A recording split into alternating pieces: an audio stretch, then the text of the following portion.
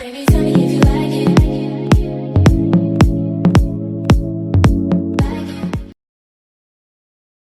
Hey guys, welcome back to my channel, and if you are new, welcome. Thank you for stopping by, and make sure you hit that subscribe button to join the chameleon family.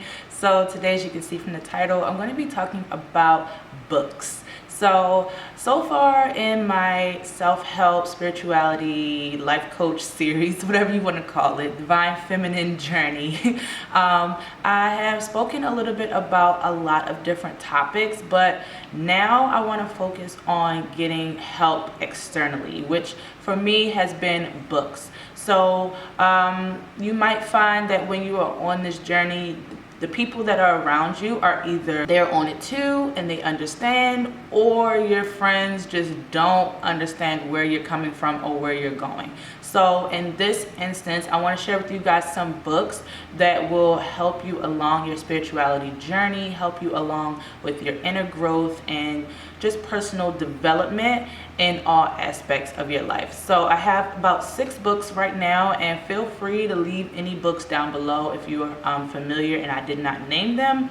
And yes, I'm going to be looking down at my phone. I have my notes because I'm going to be telling you guys the title and then a little bit about that book, so you can see maybe which book you kind of want to start with or what book aligns with you right now in this moment. So the first book I have is The 4 Agreements.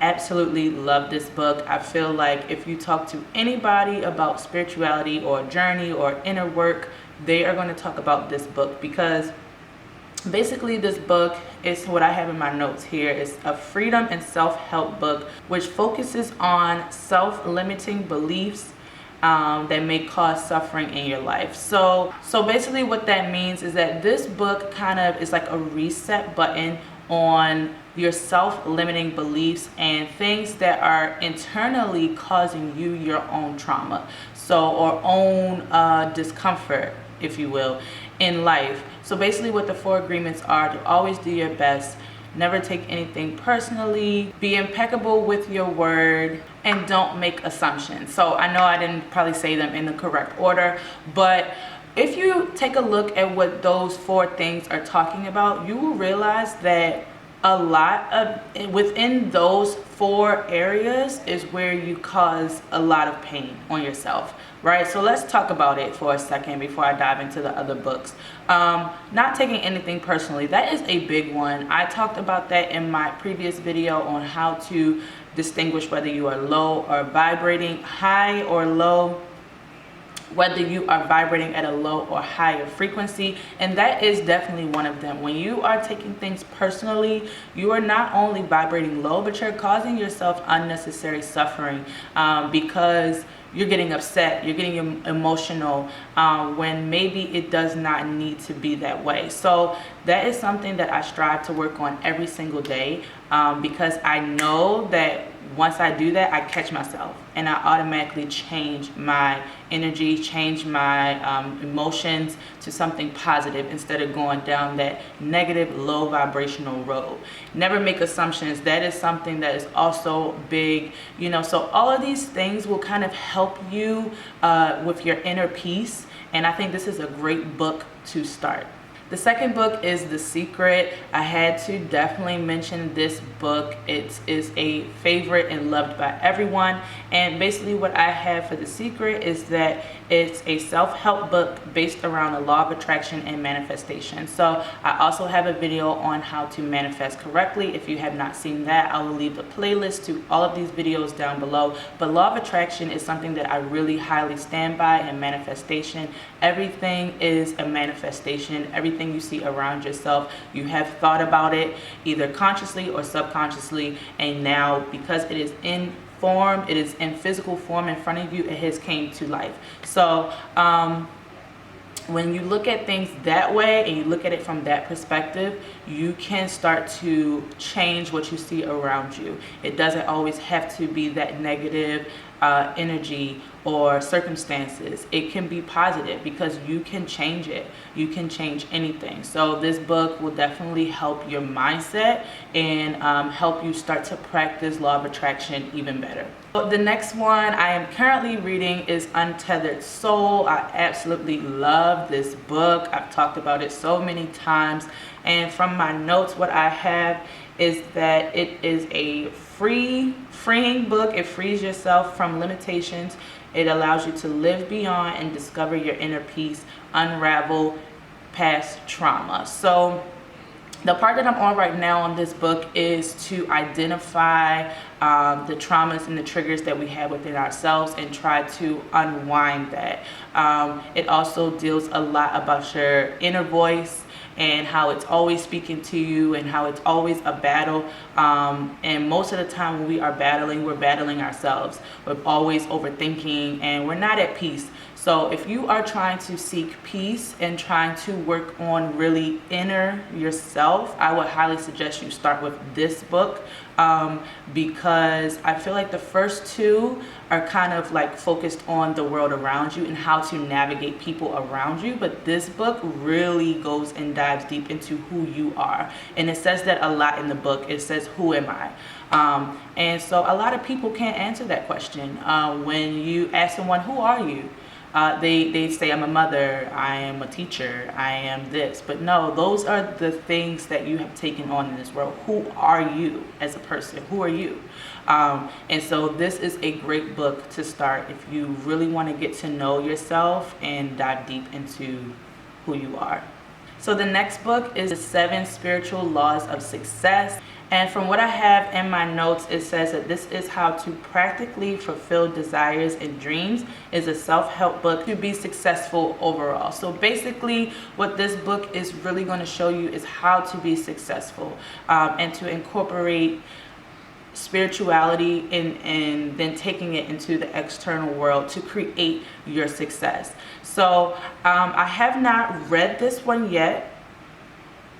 So I can't really give my personal experience on this book, but I have a lot of friends that have read this book. I have researched this book, and I definitely feel like this should be in line with this video because we all need to know those tools on how to be successful and kind of rewire our mind to what we feel like success is, because success is different for everyone. So in order for you to fully be successful, what does that mean to you? And I think that this book will really help you kind of navigate towards that for yourself.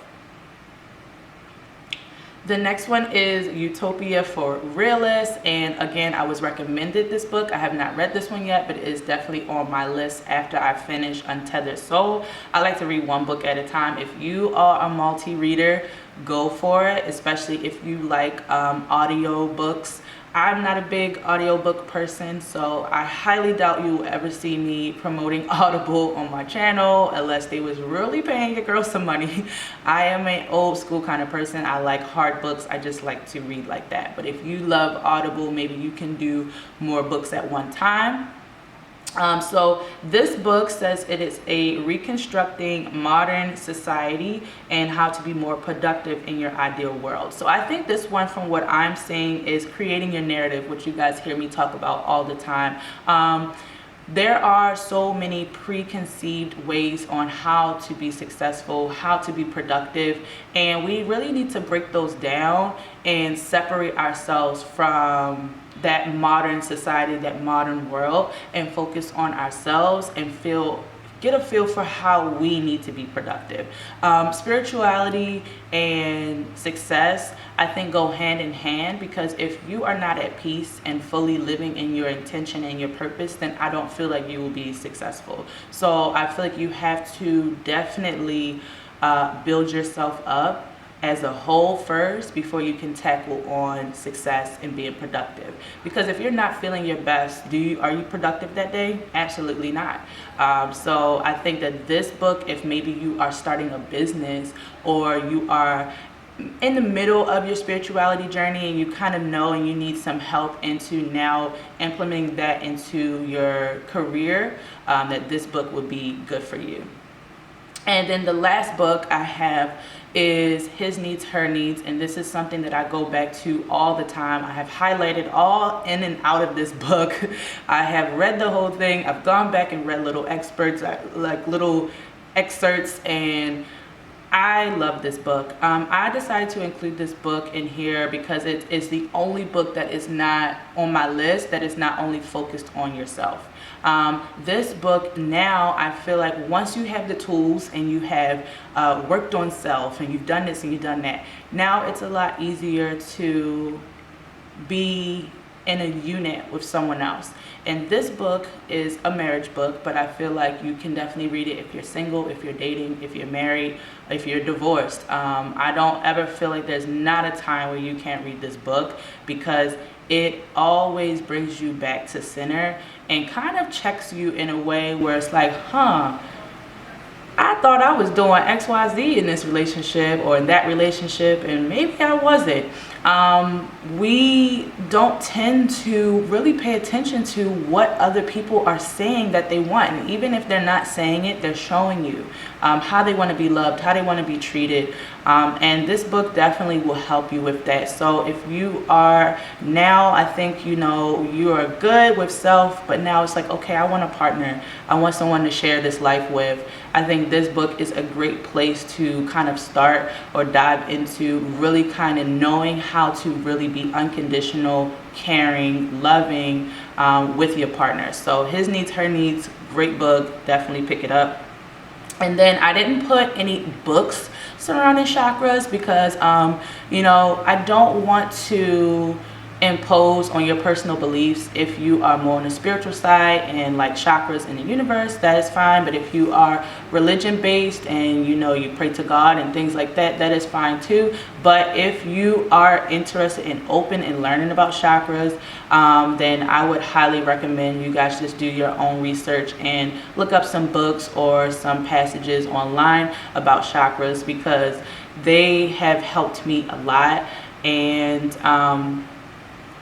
I just think it's something that, whether you still want to be religious or not, that you should definitely take a look into, because operating from your heart space is something that is so hard for a lot of people.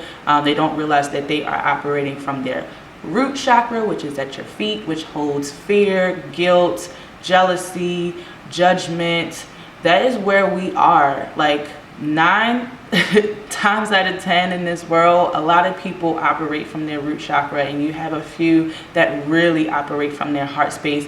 And we need to get back to that, no matter if you're religious or not. We just all need to get back to that. So doing some research on understanding chakras and understanding why you are acting the way you're acting at a certain point and what energy is taking over you at that point, I think is a really freeing thing, and it's helped me stay in a more peaceful and loving state. So I'm going to leave that with you guys, and I hope that this video was helpful. I hope that you take a look at some of these books, and please leave some books down below for us. We love to learn more. I'm not by any means saying I know everything. I am still riding this wave with you guys. I'm just passing the nuggets along. So thank you guys so much for watching. I hope you enjoyed, and I will see you in my next one. Peace.